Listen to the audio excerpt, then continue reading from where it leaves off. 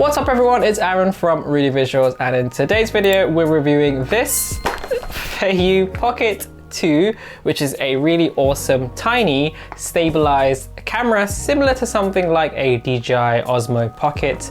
So these kinds of cameras, they're great for vloggers, YouTubers, people traveling, TikTok, Instagram. You know, they're obviously not at the level of an interchangeable lens camera, but they certainly have some benefits over smartphones. Now, before we begin, full disclosure, this isn't a paid or sponsored review in any way. We were sent this for free from Feiyu Tech, but as always, all thoughts and opinions are fully independent. But a big thank you to May over at Feiyu Tech for sending this in to us. So firstly, let's talk about the price of this thing. So it's retailing for around $359. So actually, this isn't what I'd call like a budget alternative to something like the DJI Pocket 2, but instead it's more of like a direct competitor.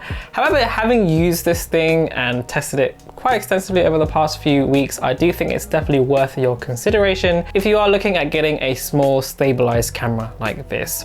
There is also a Feiyu Pocket 2S version of this camera, which has like a detachable head, so that can be used more like a GoPro and attached to like different places. But if you want something a bit more conventional with a camera and mini gimbal setup style like this, then this is probably the model for you to get. Now, one of the things that I do like about this camera is the design and build. Yes, it is kind of a clone of a DJI Osmo Pocket, but as they say, imitation is the sincerest form of flattery, and the Feiyu Pocket 2 is made of this really nice aluminium alloy with some plastics, but it feels great to hold. It's super lightweight, only 127 grams. It's literally put it in your pocket size.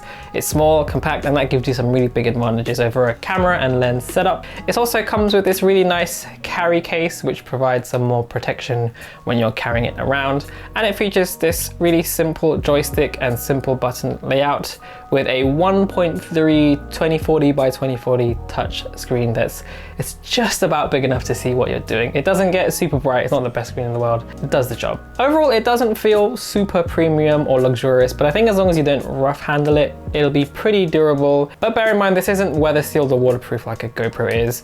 It also has expandable memory via a micro SD slot and supports up to 512 gigabytes. Now, the actual lens on the camera is equivalent to about 16 millimeters and has a max aperture of f2, so you can also change the POV from like a super wide, a wide, and a narrow. It has a 12 megapixel Sony CMOS sensor with 4x electronic zoom and an ISO range of 100 to 3200. So specs wise, it isn't going to replace your DSLR or mirrorless anytime soon. Now, in terms of the video specs, it can shoot up to 4K resolution at 24, 25, 30, 48, 50, and 60 frames, and you can also set it to 2.7K as well as 1080p, and in 1080p it will also shoot at 120 frames, and the max bitrate of the video is 120 megabytes per second. So if we have a look at some of the footage here, as you'll see, for such a tiny camera, the footage surprised me. It actually looks pretty decent, keeping in mind that price. I mean, an iPhone 12 and a Galaxy S21 cost 4 times the price pretty much. The video quality at 4K is pretty decent, but it didn't blow me away or anything like that. If we look at some of this footage side by side with the Galaxy S21 Ultra, to my eye, the phone image is a little bit better in terms of color accuracy, the dynamic range, and overall sharpness, especially with all the software processing going on underneath the hood. But again, it does cost almost 4 times the price. It did get a little bit grainy looking in really low light situations, especially compared to like a mirrorless or DSLR camera, but that's to be expected. You do get a few shooting mode options as well, such as a panorama, a time lapse, and slow-mo. Now, you can shoot at the higher frame rates and slow it down yourself in post, but it actually has its own automatic slow-mo mode built in with a few different speed settings. Unfortunately, I did find that using the slow-mo modes does downgrade the image quality quite noticeably. The bitrate does seem to be much lower using these modes, so while it's cool to have the auto slow modes, you may be better off shooting at 4K 60 and then slowing it down yourself in post. The time lapses and panorama are also a welcome addition, and they're definitely nice to have, as well as giving you a little bit more creativity in your videos and photos. Speaking of which, this thing can take photos, but to be honest, no one is really buying a camera like this to take stills.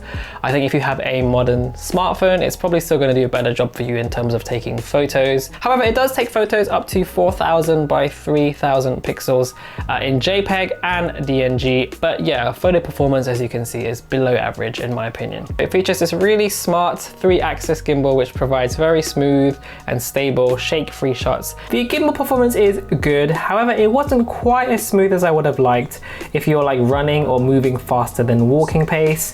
However, it's still a big improvement over not having a stabilizer, and at walking pace it performed reasonably well. For the gimbal modes, you can choose between all follow, pan, and lock mode. As with most of these devices, there is also a smartphone app which lets you control the camera hands-free. It works great and also gives you the benefit of being able to see much more clearer on your phone screen. It took a little bit of fiddling with the Wi-Fi settings to get it all connected, but once you do, the app itself is very simple and intuitive to use. I also love that the battery is built into the device itself. It charges via USB-C, and you can get about 3.5 hours filming this when you're at 1080 and about 3 hours or so at 4K 30 frames. So it kind of changes depending on your settings, but for a device this small, I think that battery life is pretty good. And for most people who would be buying a camera like this, I think 3 hours is more than good enough. So moving on to some of the issues that I had other than the below average photo quality. Firstly, the UI and menu is very easy to use. It's snappy, it's very intuitive. However, the touchscreen itself is not the most responsive. It sometimes wouldn't register my swipes. Other times it would go into the wrong place. I get that it's a small screen, but it's very fiddly and kind of